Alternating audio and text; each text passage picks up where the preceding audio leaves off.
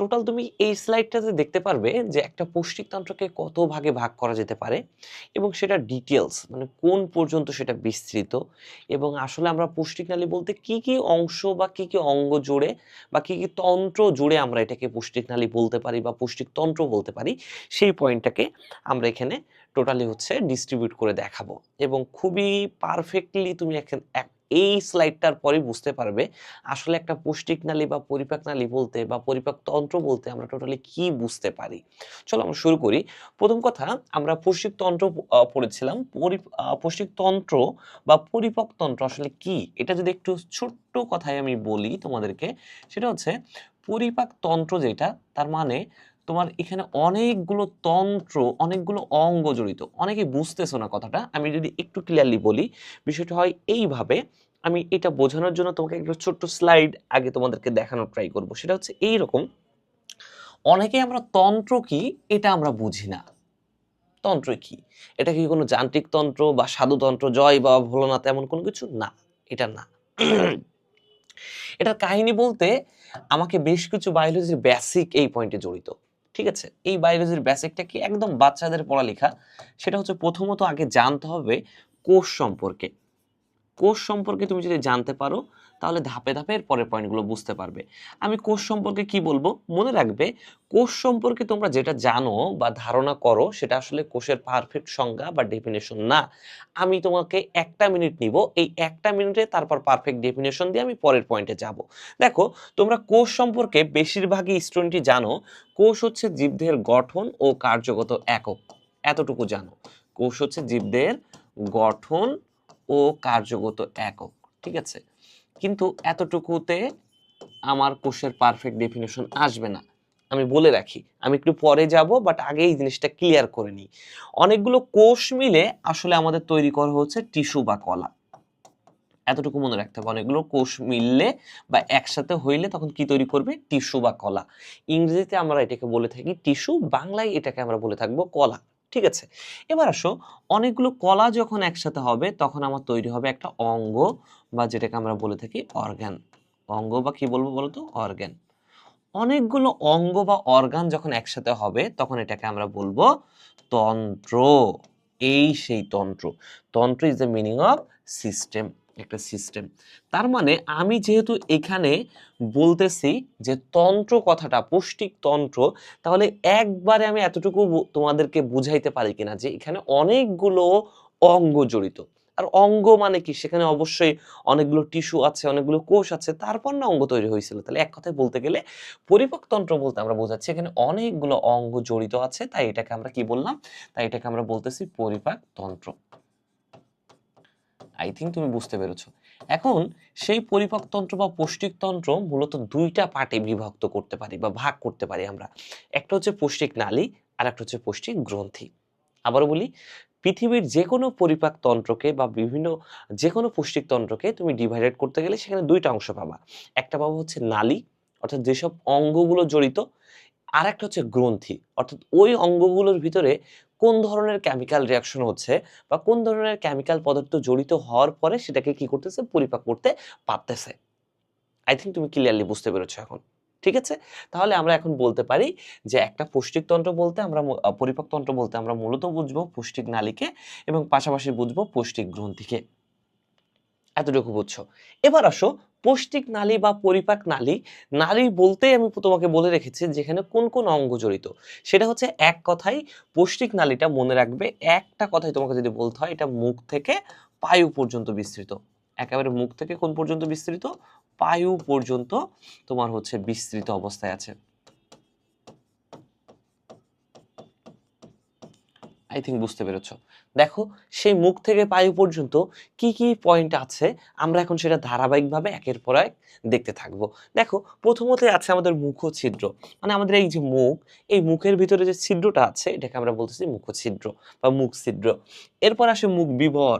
মুখ বিবর বা মুখ গহ্বর, মানে মুখের ভিতরে যে ফাঁকা জায়গা, মুখের ভিতরে যে ফাঁকা জায়গা এটাকে আমরা বলতেছি যে সাধারণত মুখ গহ্বর বা মুখ বিবর। আই থিংক বুঝতে পেরেছো। এর পরের পয়েন্টে যেটা আসে সেটাকে আমরা বলি গলবিল। ঠিক আছে? গলবিল। এখন আসো, গলবিল থেকে আমাদের দুইটা নালিকা তৈরি হয়ে থাকে। একটা হচ্ছে শ্বাসনালী আর একটা হচ্ছে অন্ননালী।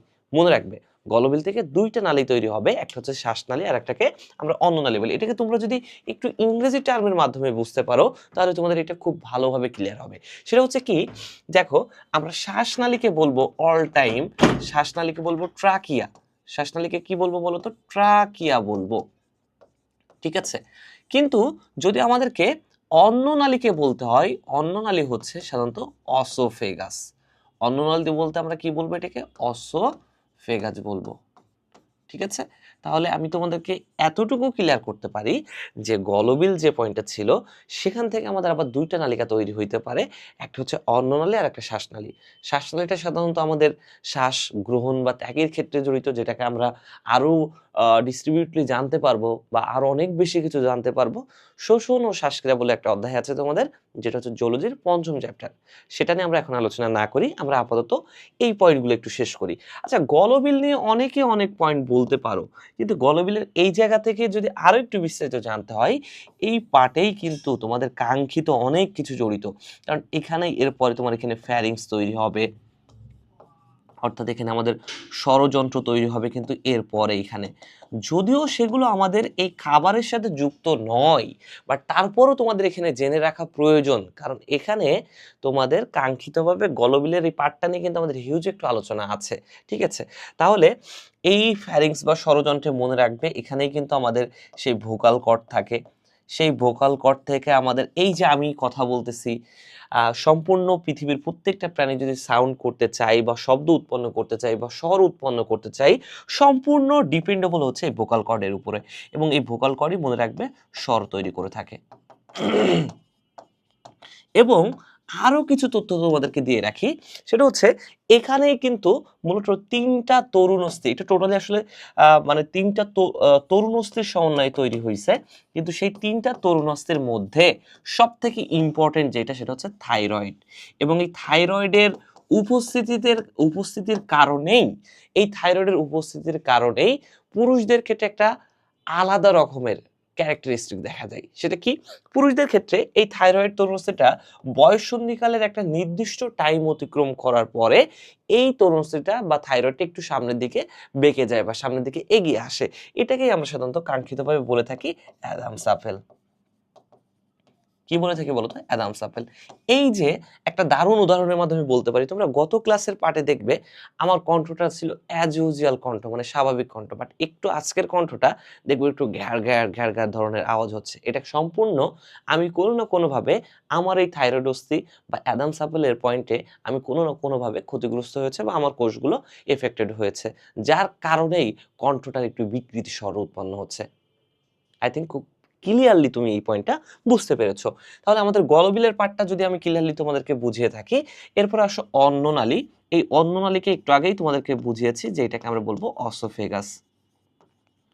এর পরের পয়েন্ট আমাদের আছে কাঙ্ক্ষিতভাবে মোস্ট ইম্পর্টেন্ট একটা পয়েন্ট, পাকস্থলী। মোস্ট ইম্পর্টেন্ট পয়েন্ট কি বলতো, পাকস্থলী আছে আমাদের, যেটাকে আমরা স্টোমাক বলে থাকি, ঠিক আছে। এই পয়েন্টটাও যদি বুঝে থাকো, এরপরে আসতেছে আমাদের অন্ত্র। এই অন্ত্রের পয়েন্টটা নিয়ে কিন্তু তোমাদেরকে একটু আগেই বুঝিয়েছি। তন্ত্র আর অন্ত্র একেবারে তোমরা আবার গুলিয়ে ফেলো না, ঠিক আছে। এই অন্ত্রটাকে আমরা আবার সাধারণত দুইটা ভাগে ভাগ করতেছি, একটা হচ্ছে ক্ষুদ্রান্ত্র আর একটা হচ্ছে বৃহদন্ত্র। কি বললাম বলতো, ক্ষুদ্রান্ত্র আর একটা কি, বৃহদন্ত্র। লাস্ট পয়েন্ট হচ্ছে পায়ু, বা পায়ুর পরে আরেকটা পয়েন্ট যদি পায়ু ছিদ্র বলতে পারো তাহলে আরো ক্লিয়ারলি বোঝা যায়, কারণ আমি প্রথমেই তোমাদেরকে বলেছিলাম মুখ থেকে পায়ু ছিদ্র পর্যন্ত টোটালি বিস্তৃত হচ্ছে আমাদের এই কাঙ্ক্ষিত পুষ্টিক নালী বা পরিপাক নালীটা।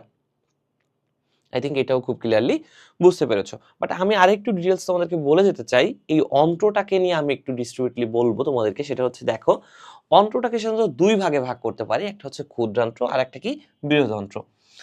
এই ক্ষুদ্রান্ত্র নাম শুনে তুমি বুঝতে পারছো ক্ষুদ্র অন্ত্র মানে এটা একটু ক্ষুদ্র, কিন্তু আসলে কাহিনীটাই হয়ে যায় ব্যতিক্রম।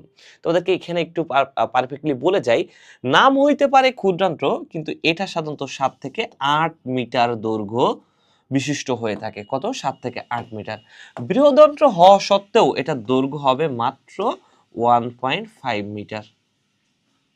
ব্যতিক্রম বুঝছো? আর মনে রাখবে যাহাই ব্যতিক্রম তাহাই ইম্পর্টেন্ট, ঠিক আছে। এই ক্ষুদ্রান্ত্রকে আবার তিন ভাগে ভাগ করা যায়, একটা ডিউডেনাম, জেজোনাম আর একটা হচ্ছে ইলিয়াম।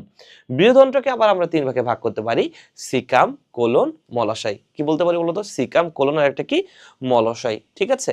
এখন আসো এই পয়েন্ট থেকে আর একটা পয়েন্ট তোমাদেরকে বলি, বৃহদন্ত্রের এই তিনটা পার্ট বাদেও আরো চারটা পয়েন্ট আমরা দেখতে পারি। সাধারণত এটা কখনোই আলোচনা করা হয় না, বাট আমি তোমাদেরকে একটু দেখিয়ে দিতে চাই। সেটা হচ্ছে এই বৃহদন্ত্রের বিস্তৃতি দেখতে গেলে আমরা আরো চারটা পার্ট দেখবো আমরা এখানে। প্রথমত আমরা দেখবো এখানে আছে ঊর্ধ্বগামী। প্রথমে আমরা দেখবো এখানে ঊর্ধ্বগামী বলে একটা পয়েন্ট আছে। তারপর আমরা দেখব অনুদৈর্ঘ্য বলে একটা পয়েন্ট আছে। তারপরে দেখব কি? অনুদৈর্ঘ্য। তারপরে দেখব অনুপ্রস্থ। তারপর কি দেখব? অনুপ্রস্থ। এবং লাস্ট এবং ইম্পর্টেন্ট পয়েন্ট, সেটা নাম হচ্ছে সিগময়েড। কি বলবো বলো তো? সিগময়েড বলে একটা পয়েন্ট দেখবা, ঠিক আছে। এই চারটা পয়েন্ট আমরা আরো ডিস্ট্রিবিউটলি দেখতে গেলে বা আরো বেশি কিছু জানতে গেলে আমি বৃহদন্ত্র সম্পর্কে তোমাদেরকে জানিয়ে রাখলাম যে এই সিকাম কোলন মলস্যবেদে আরো চারটা পয়েন্ট আমরা বিস্তৃতভাবে দেখতে পারি এই বৃহদন্ত্রের ভিতরে। তাহলে এটা ছিল আমাদের টোটাল যতটুকু আলোচনা করলাম, এটা টোটালি পয়েন্টটা ছিল আমাদের পৌষ্টিক নালী সম্পর্কে। এবার যদি তোমাকে আমি সংক্ষিপ্তভাবে পুষ্টি গ্রন্থি সম্পর্কে বলতে চাই, আমি তোমাদেরকে প্রথমেই বলে রেখেছি যে বায়োলজিতে গ্রন্থি বলে যদি কোনো পয়েন্ট থেকে থাকে, সেটার ক্ষেত্রে একটাই পয়েন্ট মনে রাখবা যে পৌষ্টিক নালী হচ্ছে সাধারণত পরিপাকের সাথে যে অঙ্গগুলো জড়িত, আর গ্রন্থি বলতে আমরা বুঝবো এই অঙ্গের মধ্যে যে ধরনের রাসায়নিক ক্রিয়া বিক্রিয়া চলতেছে, অর্থাৎ যে কোনো ধরনের হরমোন এবং এনজাইম এখানে এমনভাবে ক্রিয়া বিক্রিয়া করবে যেটা সাধারণত এই খাবারকে পরিপাক করে একেবারে শেষ পর্যন্ত নিয়ে যাবে। আই থিঙ্ক খুব ভালোভাবে আরো বুঝতে পারলে যে আসলে পৌষ্টিক গ্রন্থিটা কিভাবে কাজ করতেছে। এই পৌষ্টিক গ্রন্থিটাকে আমরা মূলত চারটা পার্টে ভাগ করছি। এখানে মূলত চারটা না, পাঁচটা ভাগে ভাগ করি, বাট এখানে দেখানো হয়েছে চারটা পার্ট। একটা হচ্ছে লালা গ্রন্থি, একটা যকৃৎ, একটা অগ্ন্যাশয়, একটা গ্যাস্ট্রিক ও আন্ত্রিক গ্রন্থি। সাধারণত গ্যাস্ট্রিক গ্রন্থি আলাদা কাজ করে, আন্ত্রিক গ্রন্থি আলাদা কাজ করে। তা সেই জায়গাতে মূলত হচ্ছে আমাদের এই পয়েন্টে আমরা শিখবো যে লালা গ্রন্থিতে কোন ধরনের হরমোন জড়িত পরিপাকের জন্য, যকৃৎ কিভাবে হরমোন এনজাইম ক্ষরণ করতেছে, অগ্ন্যাশয় কিভাবে হরমোন এনজাইম ক্ষরণ করতেছে, বা গ্যাস্ট্রিক ও আন্ত্রিক গ্রন্থি কিভাবে হরমোন এনজাইম ক্ষরণ করতেছে, এই পয়েন্টগুলো আমরা মূলত শিখবো। ঠিক আছে, এতটুকু বলে যাই। লালা গ্রন্থিতে সাধারণত তিন জোড়া তিন জোড়া লালা গ্রন্থি আমরা পাবো। তিন জোড়া লালা গ্রন্থি আমরা এখানে পেতে পারি। যকৃৎ হচ্ছে মানবদের সবচেয়ে বড় গ্রন্থি, মানবদের সবচেয়ে বড় গ্রন্থি হচ্ছে এটা। তার মানে বুঝতেই পারতেছে এখানে সকল ধরনের ক্রিয়া বিক্রিয়া হতে পারে। অগ্ন্যাশয় থেকে অগ্ন্যাশয় গ্রন্থি খরিত হবে এবং সেটা কিভাবে হরমোন বা এনজাইম ক্ষরণ করে থাকে সেটা আমরা দেখবো। আর গ্যাস্ট্রিক এবং আন্ত্রিক গ্রন্থি পয়েন্ট থেকে আমরা দেখবো যে এটাও কিভাবে খাবার পরিপাক করে থাকে। আমরা লাস্ট এই স্লাইড থেকে একটু দেখা ট্রাই করবো যে কিভাবে সাধারণত আমাদের খাবারের পয়েন্টগুলো বা অঙ্গগুলো কোথায় কোন জায়গায় অবস্থান করতেছে। এটা আমাদের সেই কাঙ্ক্ষিত মুখ, সেই মুখের ভিতরে আমাদের লালা গ্রন্থি অবস্থান করতেছে। আমি প্রথমেই বলেছিলাম জিহ্বা আছে এর ভিতরে। মনে রাখবে জিহ্বার এখানে ফ্রেনুলাম বলে একটা পার্ট থাকে, ফ্রেনুলাম বলে একটা অংশ থাকে, এটাও একটা আমাদের খাবার পরিপাকের ক্ষেত্রে বিশেষভাবে জড়িত থাকবে। উপজিহ্বা বা অ্যাপিগ্লোটিস বলে একটা পয়েন্ট থাকবে আমাদের, অর্থাৎ এখানে আমাদের উপজিহ্বা অর্থাৎ অ্যাপিগ্লোটিস একটা পয়েন্ট থাকবে, আর একটা ইউভুলা বলে পয়েন্ট থাকবে। আমি যদি একটু সংক্ষেপে বলতে চাই, অ্যাপিগ্লোটিস হচ্ছে আমাদের সাধারণত জিহ্বার আমাদের পিছনের অংশটা, একটা আমাদের কোমল অংশটা, আর উপজিহ্বা যেটা ইউভুলা বলবো সেটা হচ্ছে আমাদের জিহ্বার একেবারে শেষ অংশের কোমল যে অংশটা আছে, একদম শেষের দিকে যে পয়েন্টটা আছে সেটা হচ্ছে উপজিহ্বা, যেটাকে আমরা ইউভুলা বলবো। তাহলে এক কথায় আলজিহ্বা হচ্ছে অ্যাপিগ্লোটিস, আলজিহ্বা হচ্ছে সরি আলজিহ্বা হচ্ছে ইউভুলা, আলজিহ্বা হচ্ছে ইউভুলা, আর অ্যাপিগ্লোটিস হচ্ছে উপজিহ্বা। এই পয়েন্ট আমরা বিস্তৃত করে দেখাবো। এরপর পয়েন্ট আছে আমাদের অন্ননালী, আমরা বলেছিলাম যেটাকে আমরা অসোফেগাস বললাম, অসোফেগাস বলে আমরা আখ্যায়িত করেছি অলরেডি। তারপরে আমরা এখান থেকে আরো পড়েছি যে হচ্ছে এখানে পাকস্থলী থাকবে, স্টোমাক, পাশাপাশি থাকবে যকৃৎ। দেখছো যে পাকস্থলী আর যকৃতের অবস্থানটা একটু খেয়াল করো, পাকস্থলী আর যকৃতের অবস্থানটা কিন্তু প্রায় সমান্তরাল অবস্থান দেখা যাচ্ছে। ঠিক আছে, পিত্তথলি থাকবে, অর্থাৎ যকৃতের নিচে থাকবে পিত্তথলি, তারপরে থাকবে আমাদের অগ্ন্যাশয়, এই পয়েন্টটাকে আমরা অগ্ন্যাশয় বলবো। বৃহদন্ত্র আমরা বলবো এই প্রথম দিকে আছে বৃহদন্ত্র, নিচে গিয়ে আছে ক্ষুদ্রান্ত্র। তাহলে উপরের পয়েন্টে বৃহদন্ত্র, নিচের পয়েন্ট হচ্ছে ক্ষুদ্রান্ত্র। লাস্ট পয়েন্টে এই যে আকৃতি সদৃশ যে জায়গাটা দেখতেছি এটাকে আমরা বলতেছি এই যে পয়েন্টে আমরা অ্যাপেন্ডিক্স বলতেছি। এরপরে মলাশয় এবং পায়ু হয়ে লাস্ট একদম নিচের দিকে আছে পায়ু, তার উপরের পয়েন্টটা হচ্ছে আমাদের মলাশয়, তার পাশে বাম দিকে অবস্থান করতেছে আসলে অ্যাপেন্ডিক্স। এই পয়েন্টটা আমরা খুব ভালোভাবে দেখলাম